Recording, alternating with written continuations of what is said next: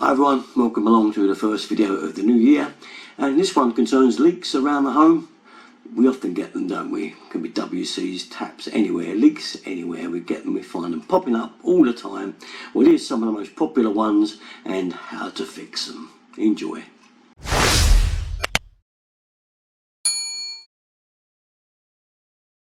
Point the camera down there, you'll see there's a container, and that looks like where we're catching the leak from. And there's the water in there, and it feels wet there, but that's not where the leak's coming from. It's coming from here, okay, from the back of this where the flush pipe goes in. Now it doesn't look very straight, so we're going to undo this and pull the pipe right out. Have a look at it. So we'll undo that first. So we're going to take this flush pipe off now and just have a look at it. This nut should undo your hands, this one does. If they are too tight though, you'll need a pair of these alright footprints, so you can get it round there like that and go so. Okay, and that'll undo the nuts. So we can undo it. Usually they come off by hand, they are supposed to. So we're going to pull that out of there. Okay, let it drop, and then we're going to push this out the back of the pan. So I'll push that there we are, we're out the back of the pan. Now you can see what's happened there. The flush pipe ring has dropped to the back of the pipe. So instead of being square, which would be about there somewhere, it's actually pushed in too far, so the pipe's at an angle, which has meant that's popped out wrong. So what we're going to do, you can replace this part, which is usually the best policy, but this one looks quite new. I'm just going to pull it to the front of the pipe. This little rubber washer at the top is usually okay. You can see that one looks okay, it just wants squaring up, but it doesn't need renewing. That one's fine, so we can get away with that one. But if you are suspect, you can get a washer for the top of the pipe as well. But in this case, we're going to leave it, it's okay. Okay, right, we're ready to go back really, and we're going to pull this in so it's square when it goes in this time. I'll put a bit of Boss White and hemp around it, but plumber's mate's usually best. I just haven't got any at the moment, but it will get me over. I'm sure it doesn't actually do anything, it's just the fact the pipe is pulled out. So we're going to push that in. This is just for security for me really, don't want to come back again. So we'll push the pipe up and far and push it in. Okay, when we're in there, we want that to be square around about there. So let's get the angles about right now. It looks like we're about right. Put it back a little bit. Let's just check the angle. Yeah, that looks about right. So pull the washer up. Okay, up to there. And do up your nut. Again, just hand tight. No need to go mad with a pair of grips or anything. Okay, just hand tight job. Make sure it goes up square. Just try not to do it at the moment. That's it, we've got it square now. Be careful of cross-threading these flush pipes. Very easy to do. Okay, so then we're just going to make sure that this is back in tight with your fingers. Leaks that some of you seem to be getting right here on these fittings when you renew a cistern bullcock, for instance, or even the roof tank bullcock. There's a joint here, and as I say, I'll undo it there and show you. And you may have took that valve out to repair it or put a new one in, and you join this, what we call a straight swivel connector, back up. Do it up, turn the water on, and you get a leak here. And indeed, that's the same sort of thing with taps. We have a tap here, you may have renewed your taps. This is a wash basin tap, but it could be any one. Again, you've undone this joint here and took the tap out, put a new one on, and redone it up, and when you turn the water on you get a leak here. So what's happening? Let's take a look. So what goes wrong? Well, a lot of people, they undo that joint. So let's say we undo this joint, and what we don't realise is that there is a washer in there. Okay, there's not one on that one, but I'll show you one that has, and it's kind of looks like that. It's hard to see it down there, isn't it? But until I expose that back. Now if that was going onto a tap and you couldn't really see it because this is right up high behind the wash basin, you could undo that and not realise that there's a washer there. So you do it back on the old washer, and once you do that, more likely that washer won't hold. These washers, we call them straight swivel washers, have to be renewed every time that you remove a joint from either a tap like this or a bullcock like that. that little washer there is critical. It's not seen by a lot of people. You don't actually see that little washer in there, I say, because sometimes that nut doesn't pull all the way down like that. It sticks there and you just see it like so. So you undo the valve, you get your new valve, put it on, and you don't even realise there's a little washer down inside there, and that's the little kitty that has to be done. People have asked me about flexes, and flexes, they do have a rubber washer in there. You can see it in there, and again that goes up onto the tap like so, and if that tap was up high under a basin or up under your sink, you wouldn't be able to see. But what I would do is pull that flexi down like so and just take a look at the washer to make sure it looks alright. Now these generally, funny enough, don't need replacing that often. They quite often hold for quite a few tap changes, but if you are unsure and you do get a leak at all, then you need a rubber washer there to go inside there. But they're a little bit more hard to get hold of. You tend to have to buy the whole thing, but I'm sure you can get one if you persevere, a little washer in there like so, and that will go up on there like that. So generally you get away with a flexi washer because they're rubber. They tend to be, you can use them, as I say, just a couple of times.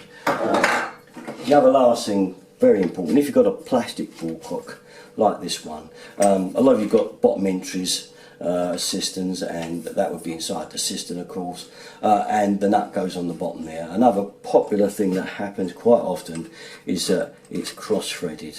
Please try not to cross-thread it. Do it up loosely with the fingers so that it's not cross-threaded. Feel it go a good few turns before you attempt to tighten that with a spanner, and even then not too hard, okay, because it's plastic. But a lot of people, they're getting their swivel connector there and they're not getting it on straight. It's going up crooked, and once it's gone crooked, it really is a no-win situation. You might even have to end up renewing the whole ball cock. Okay, it's really a case of making sure you don't cross-thread that onto the ball cock thread. Alright, that's just a little one. And when I'm showing you a flexion, normally that happens most of the times on a swivel connector because these are kind of rigid, and when you drop the valve in like so, it is a harder job to get that straight, especially if it's in a confined space. It can be a bit of a bloody nightmare, to be honest, but I've done it for years, and even I've cross-threaded the odd one, but that's just something else to bear in mind that will cause you a leak again, even if you've renewed that washer. If you've done it out cross-threaded, it will leak. This is your coupling. There's two nuts on it. I'm just going to show you how to put two bits of pipe together using one of these compression couplings easily. Okay, here we have our two bits of pipe to be joined. Okay, so we're going to say that, you know, we cut it and we want to make a join there. Okay, so we'll slip our coupling nut over like that with the olive, slide that on also. Now don't just get the body of the coupling and do it up like that without any jointing paste on there.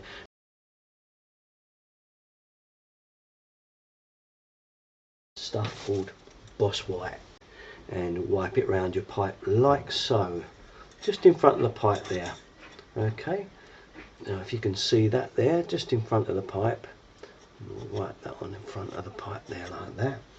Get the body of your coupling and do the nut up like that. Now when you've got it like that, to do the joint up, you have to hold the body still. So I use a pair of footprints, plumber's footprints like this, and I put it on the part to be held still, which is that part. Okay, I'm holding it up like that so you can see it fairly close like how I've got that now. I know it would be in position if you were on a wall or up in a loft or somewhere. Get your other spanner, put it around the nut like so, and just give it a kink like that until you feel it bite. Now don't overdo it, just that's it. When it's gone tight like that, that's it, that's fine. Now that is tight. Do the same with your other side. Okay, the bit to be fixed, this is our other half. Slide the olive on, put the Boss White round. I call it Boss White, but people call it Hawk White, whatever you like. Put it around the pipe and join so. Okay, do that nut up, same thing again, but this time we can hold against the nut the other side because it's already done up with our grips. You see that? And then get our other spanner again, put it on the nut and just tighten until you feel it stop. And that's about it. Don't push on any further. Don't be tempted to make the nut really tight. Leave yourselves a couple of threads like so. And then if you do have a weep, a tiny weep, you've got plenty of thread that you can still tighten the fitting up on, and probably you know, if you have a tiny one, it will take up the leak. That gives you plenty of room for manoeuvre, but please don't over tighten them. And that's simply how to make a couple of compression fitting on some copper pipe. We can see it's leaking out of this top nut here. Can you see the water running down the pipe? And apparently I'm told for this job I need 2 lots of spanners. So hey ho, how do they work? Right, apparently I need 2 spanners because there are 2 nuts. And the nuts turn clockwise. So bearing in mind this one on the bottom is facing that way and this one is facing down. One turns one way and one turns the other. And that's why you need 2 spanners, one to hold this one in place before you turn the other one to tighten it up. Here goes. Now, there's a nut there, and this is the body apparently. So we need to put this spanner on the body, and I'm slightly holding the torque because it's going to want to pull this way. This one here is going to twist back towards me. So I can see it moving, and I can feel a bit of resistance, so I'm kind of holding against that bottom pipe. So in there. This is just that last bit. I said I've got to really nip it up and make sure it felt tight, but look, I've still got that bit more movement on there. So just going to keep doing that until it can't move anymore. That's it, we're there. That's your job. You've done it. This is a standard style of sink waste, and you can see it's just got a nut there, a nut in the middle to turn this U-trap round, and a one on the top of the waste. Generally, if you do get a sort of waste, you might find a lot of times you can just tighten it up. It might just be loose, so do try just giving it a twist with your hand and see if it will tighten up, then run some water down and see if it will stop.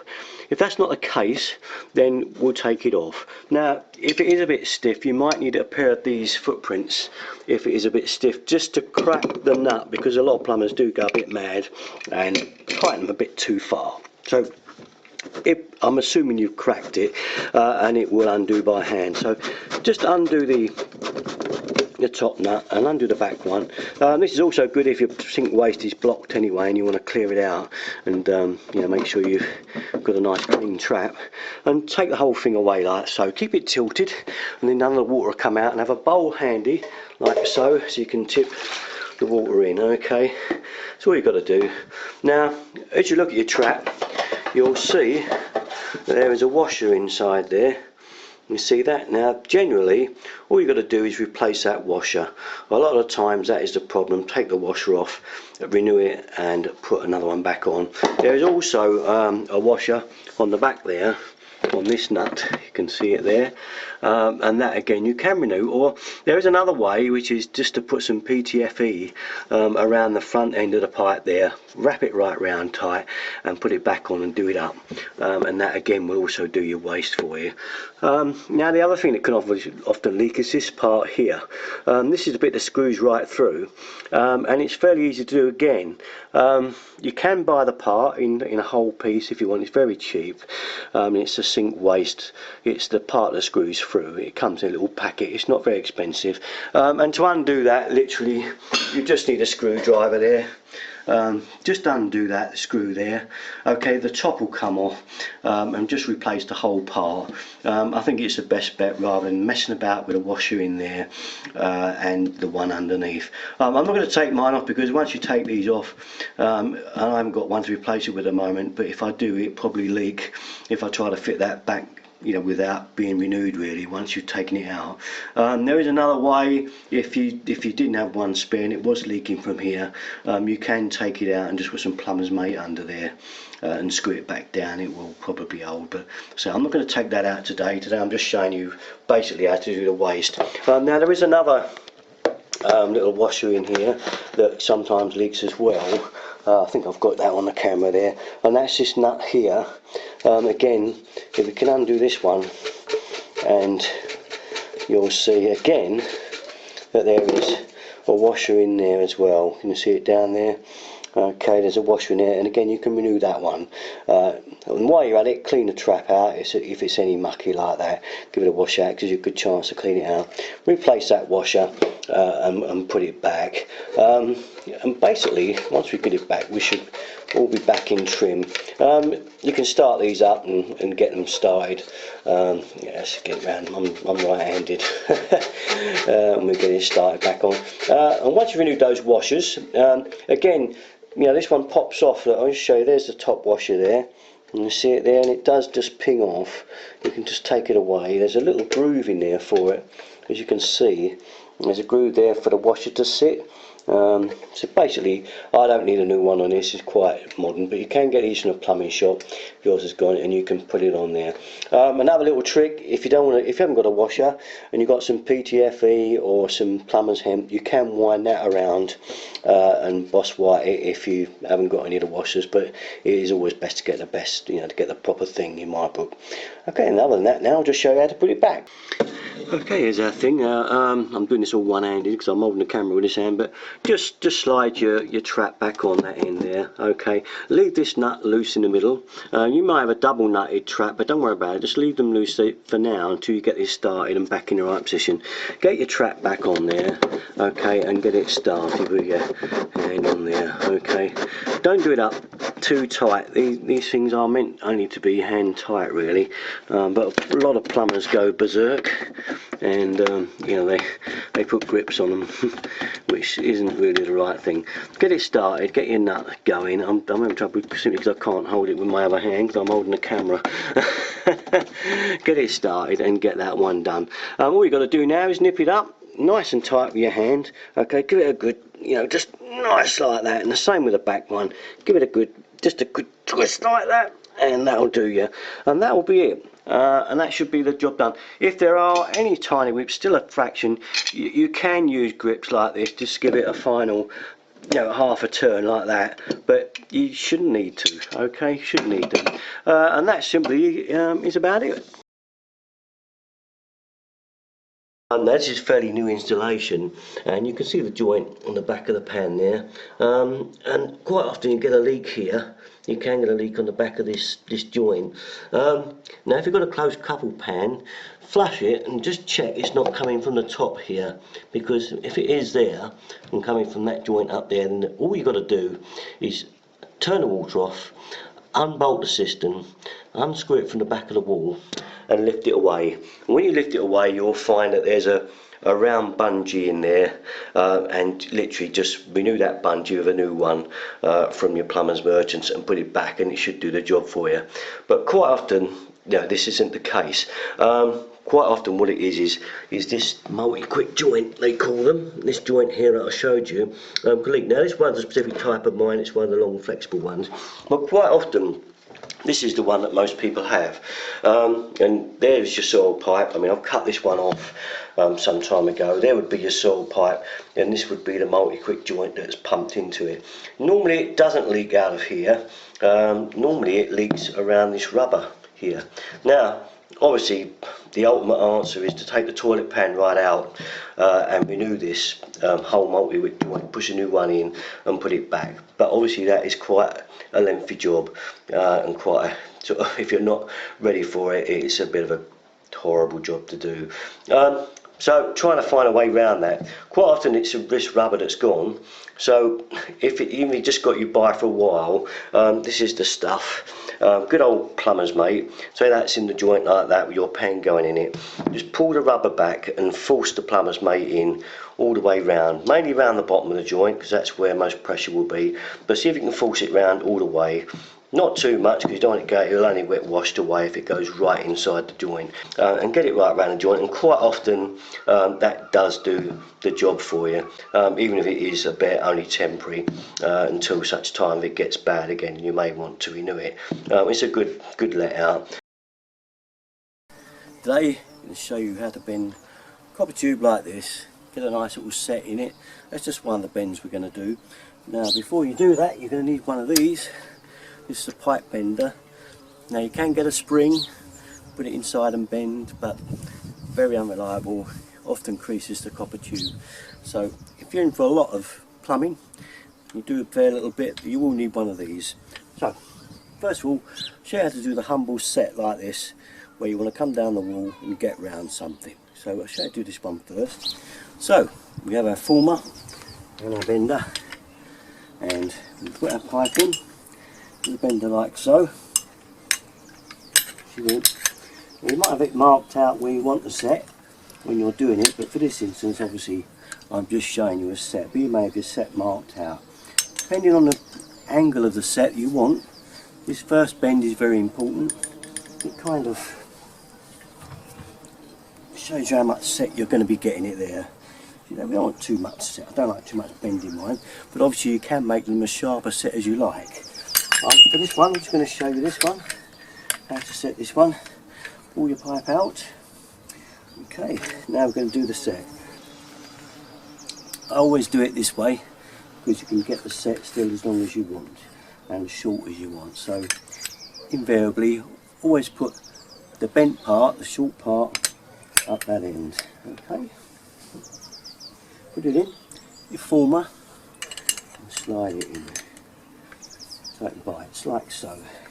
Now make sure, see what I haven't done there, the clamp is over.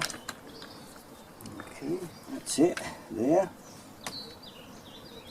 So what we have to do now is line that set up so it's straight with the bender. You'll see that, otherwise your offset will end up skewed. So have a good look at it, have a good look at it down the line and make sure that it's straight.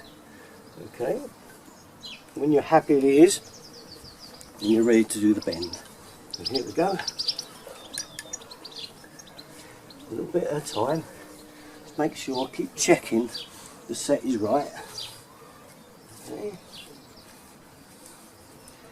Now that looks to me pretty much right. You can virtually see that that's not far off, is it? You can still adjust them more when they're done. If you want to give them even more bend, more of an angle out, you can.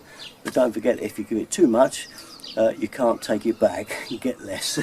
Okay, so I think I'll go with that. Look at that. There's our set. There's the other one I showed you further on, first on. See, they're most about the same. And that is how to set a piece of copper tube.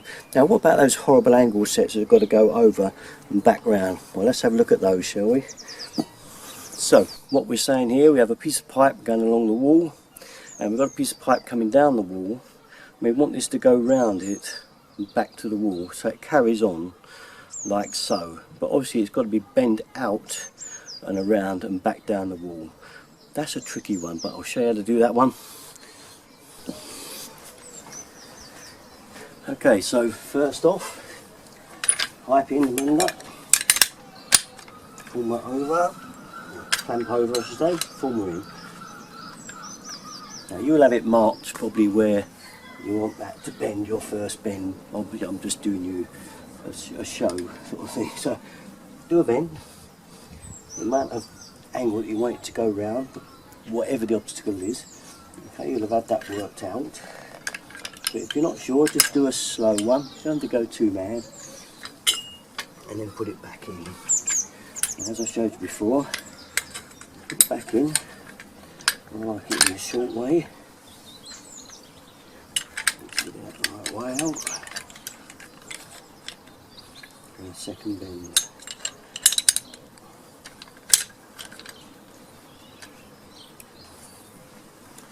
Once again, line it up nice and straight. Okay, we don't have a crooked bend. Nice and straight in there. Look at it dead on so you can see that it's straight. Look at how much of a bend over you want. Generally, if it's just for pipe, it's not too much. You can always give it a little bit more. And now on this one, we bend it.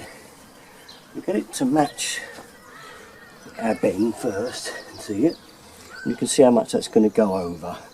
Now we're going to carry on past that setting and go round. Now you can see that it's going round.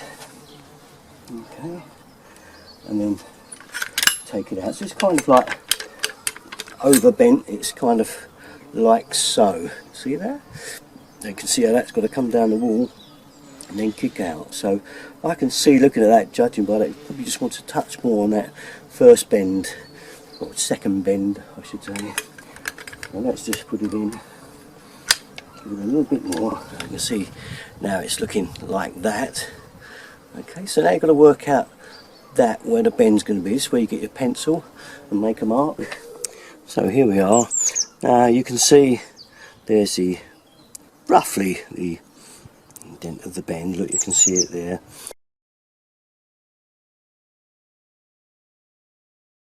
And you can see basically that it needs to come back straight about there. You can do it more accurately, just measure it across and measure it down and you'll get it, but I just roughly kind of do it. A pencil line around there, and we know where we want to set the next bend. Next part with our pipe, put it in, use our pencil line. Not sure if you can see it on there, today's bright sun, but hopefully you can, and we'll get it in ready. Line it up once again, make sure it's straight, it must be straight in that bender. Okay, you've got to get that about right. Then we're ready to go. There we go. Once again, you keep looking at it. Keep looking at that angle to make sure it's right. There's a tad more, but look at it. That's looking more and more right to me now. Have a look at that. That's not too bad, is it? And it's just, a lot of it is, I'm afraid, is keep practicing.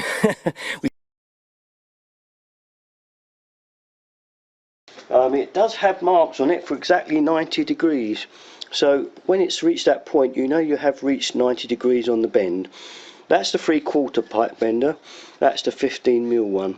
We're going to bend 15mm today, so it goes in this slot here. Okay, so how do you do it? Well, let's say this is your bit of pipe, and we've got a mark on here where the pipe was bought. We'll say that's our bending mark, where you want the bend to be. Okay, so what do you do? Okay, it's a little bit tricky. They're I've done them for years, but yeah, it's easier for me. But it's one of those tricky things. If that was the point you wanted to bend it at, slip it in your machine and aim. Put that piece over and aim your piece you want to bend in line with that. So then that part of the bender and that white line is your mark for your bend. That is a correct position. Okay, now you can't bend it yet because I haven't got the former. This thing is called the former, and this stops the pipe from creasing. So you put that in there. It's a bit awkward. I use my knee to hold a bit of pipe. Okay, so we make sure it's dead on the spot again. Okay, which is like that. You can see it out a little bit more. There it is. Okay, and we slip your former in there as such. Now once it's there, take up the tension. Now you can feel it's all locked in with your machine now, and then now it's ready to bend. So we're going to go with the bend now, and just push it round gently, using that on the floor. Now you can hold the whole machine up if you want, like that, if you want to do it like that, and bend. Now you know it's right when you've reached that line. So when that is in the middle, and you can see the pipe as well anyway, when that is square on that, that is 90 degrees. So how can we tell? We'll take the bender out, take the former out, take the pipe out, and there we have a perfect 90-degree bend. As you can see, it's smack dab on, and that no ripples. It flattens it a touch on the corners, but not much. That's just quite normal for a bender, and that's a 90-degree bend. We do. When you get your bit of copper tube, if you've got it been cut by a tube cutter, that spring will not fit down there. That's as far as it's going to go. You're going to need to reamer that out. So if you've cut your tube, okay, with a tube cutter, you're going to need to do one or two things. Reamer that out, or saw it again like I've done this end with a hacksaw. Once you've done it with a hacksaw, the spring will fit down the tube. Okay, make sure it's down far enough. And a little piece like this, it should just poke out the end down the bottom there. It's just poked out the bottom. Pull it back a bit. Now I'm going to show you the wrong way to bend this first of all. If you do it like this, this is probably going to be an absolute killer of a job. On your knee, a lot of people just get it like this and go like this. Now quite often that ends with ripples, right through the bend. Now as it happens on this occasion it hasn't, but normally that will end up rippled. To do it like that is usually a disaster, but pull it round. Now if you lay it on the floor and just bend it back a little piece like that, just because I've showed you, it's decided to bend it quite properly, and that would be square. You can see that's fairly square there now. Back a bit on it, and then the spring will pop out easily and it will come out. If you have it bend, normally this is an old bit of tube, that's why it's probably a little bit thicker and it hasn't rippled, but normally you get ripples around the edge. I'll bend this one. This is the way I would normally bend a piece of copper tube. I'll put it in and bend it a lot more slowly, a little bit at a time, like this. Slowly, and a bit more curve on the bend. Bend it a bit slowly and you shouldn't end up with many more ripples. And once again, get it square, line it up with something, a set square, and I can line it up with this floor. Now interestingly, that one has got a little ripple on it. You see it there? And that, usually it doesn't if you do it nice and slowly, so you can never tell sometimes. Okay, once it's bent, if you try to pull that spring out, it can be a bit tight because it's grabbing on the bend. So make sure you just go over a little bit and then slacken it off. Once you slacken it back like that, the spring will pop out easily, like that. There you have your bend.